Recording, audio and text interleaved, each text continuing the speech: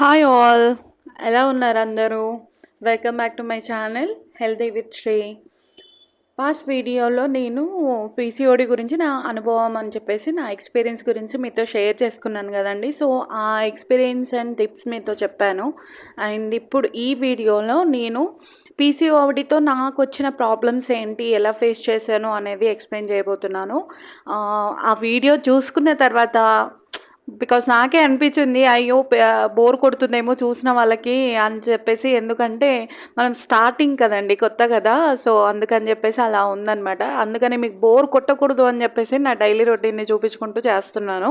After walking వెళ్ళొచ్చిన తర్వాత నా రొటీన్ ఇదే. మీరు వీడియో చూస్తూ కూడా వినొచ్చు నేను చెప్పేవన్నీ కూడా. సో పీసీఓడి అనేది నాకు పెళ్ళైన తర్వాత స్టార్ట్ అయిందని చెప్పేసి ప్రీవియస్ వీడియోలో పార్ట్ 1లో చెప్పాను. దాని నుంచి నాకు కొంచెం ఇష్యూ అయింది. వెయిట్ పుటాన్ అయిపోయాను ప్రెగ్నెన్సీలో. సో ఆఫ్టర్ దట్ డెలివరీ తర్వాత పీసీఓడి అనేది తగ్గలేదు, ఇంకా వెయిట్ పుట్ డౌన్ అయ్యాను. ఈ వెయిట్ వల్ల నాకు ప్రాబ్లమ్స్ ఏంటంటే బాగా పింపుల్స్ రావడము, లేకపోతే స్ట్రెస్గా ఫీల్ అవ్వడము, ఊరిక తినాలనిపించడము, మెటబాలిజము బాగాలేకపోవడము, బ్యాక్ టు బ్యాక్ తినాలనిపించడము. అండ్ అలాగే పింపుల్స్ ఎలా అంటే అమ్మవారు లైక్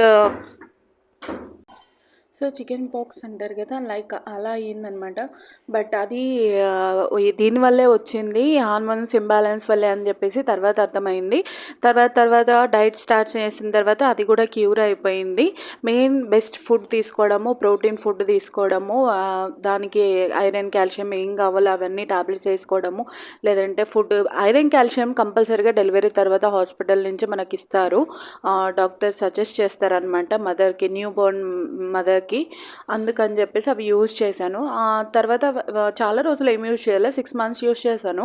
తర్వాత డైట్ అనేది ఫాలో చేశాను. డైట్ బెస్ట్ ఫుడ్ తీసుకోవడము ఒకటి, అండ్ స్లీప్ బాగుండడం చూసుకోవడం అదొకటి. అండ్ తర్వాత పింపుల్స్ ఈ ఇష్యూ వచ్చింది, స్ట్రెస్ ఇష్యూ, బాగా తినాలనిపించడము.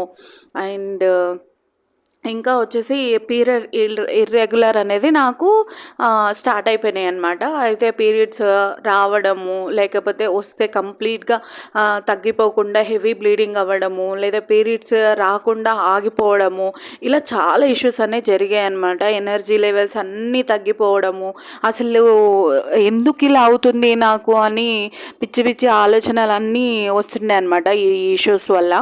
అండ్ మెంటల్ హెల్త్ కూడా డిస్టర్బ్ అవుతుంది. అండ్ వెయిటే చాలా ప్రాబ్లం అసలు అన్నిటికీ. వెయిట్ పుట్ ఆన్ అయిపోతాం పీసీఓడి ఉంది అంటే కంపల్సరీగా. అండ్ పీసీఓడి సన్నగా ఉన్న వాళ్ళకి కూడా ఉంటుందండి, అవి కూడా హార్మోన్స్ ఇంబ్యాలెన్స్, దాంట్లో కూడా డిఫరెన్సెస్ ఉంటాయి. బట్ నా వరకు అయితే వెయిట్ పుట్ ఆన్ అయ్యింది, బ్యాడ్ కొలెస్ట్రాల్ వల్ల పీసీఓడి అన్నది వచ్చింది. దానివల్ల ఈ రెగ్యులర్ పీరియడ్స్ కానీ పింపుల్, వెయిట్ లూజ్ ఇవన్నీ అయ్యాయన్నమాట. వీటన్నిటికీ ఒకటి ఏంటి సొల్యూషన్ అంటే, నేను డైట్ తీసుకున్నాను ప్రాపర్గా. నేను అప్పుడే ఇంటర్మీడియట్ ఫాస్టింగ్ అనేది స్టార్ట్ చేయలేదు, అప్పుడు నాకు తెలీదు అంతలా.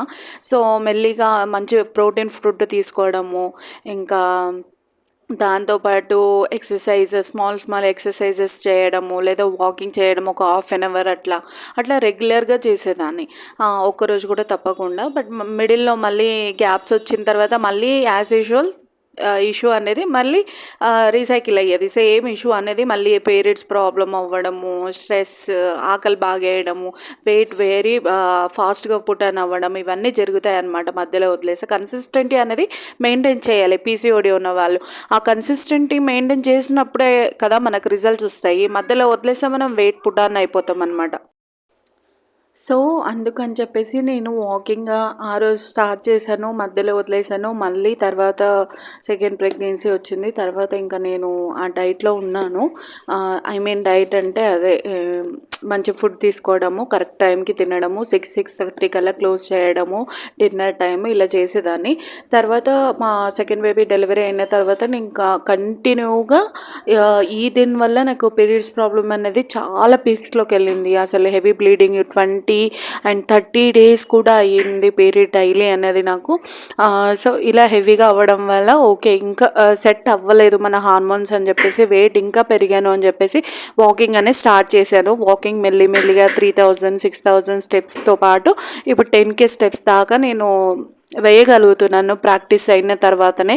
సో ఫస్ట్లో వెళ్ళేసి మనం చేయాలి అంటే అస్సలు అవ్వదు, ఇంపాసిబుల్ అండి, అసలు వేయలేము. బాడీకి అలవాటు అవ్వాలి, మనము చేస్తున్నదన్నీ కూడా అలవాటు అవుతుంది.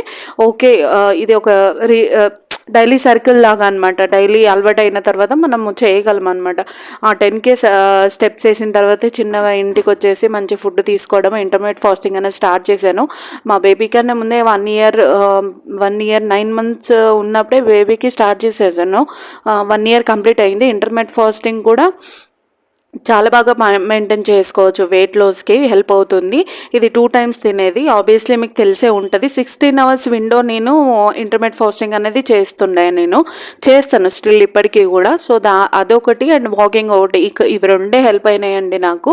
ఇవి వచ్చేసి డైలీ కన్సిస్టెంట్ మిస్ అవ్వకుండా, ఈవెన్ ఫంక్షన్ ఉన్నా ఇంకేమన్నా ఉన్నా మన ఫుడ్ మనం ఏం తింటున్నాం ఏం తినకూడదు అలా అని కడుపు ఎండబెట్టుకొని అన్నీ సాక్రిఫైస్ చేసుకుంటూ ఏం డైట్ చేయలేదండి. నేను అన్నీ తింటాను, ఏది కావాలన్నా తింటాను, డిసర్ట్స్ కూడా.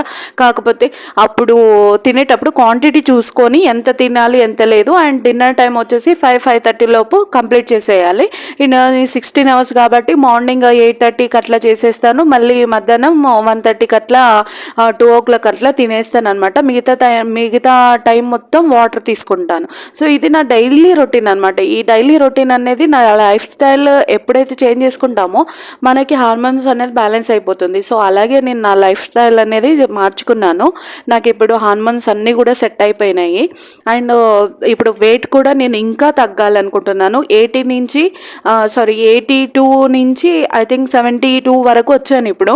ఆ వెయిట్ కూడా ఇంకా తగ్గాలనుకుంటున్నాను. ఈ ఇయర్ ఎండింగ్ లోపు నేను తగ్గాలని గట్టిగా ప్రయత్నిస్తున్నాను అనమాట.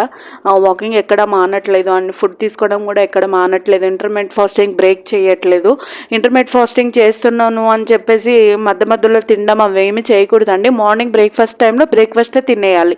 ఆ బ్రేక్ఫాస్ట్లో మీకు ఏం తినాలనిపిస్తే అది తినేయాలి. మంచి food, protein, iron, calcium, fibre ఉన్న ఫుడ్ తీసుకొని మళ్ళీ మధ్యాహ్నానికి లంచ్ టైంలోకి ఇంకొక సెకండ్ మీల్కి వచ్చేసి మనం ప్రాపర్ ఫుడ్ అనేది తీసుకోవాలి. అందులో మీకు ఏమైనా తినాలనిపిస్తే ఎక్స్ట్రా కొంచెం క్వాంటిటీలో తీసుకొని తినేసేయాలి అంతే. ఇంకా మళ్ళీ తర్వాత అసలు ఏమీ తినకూడదు.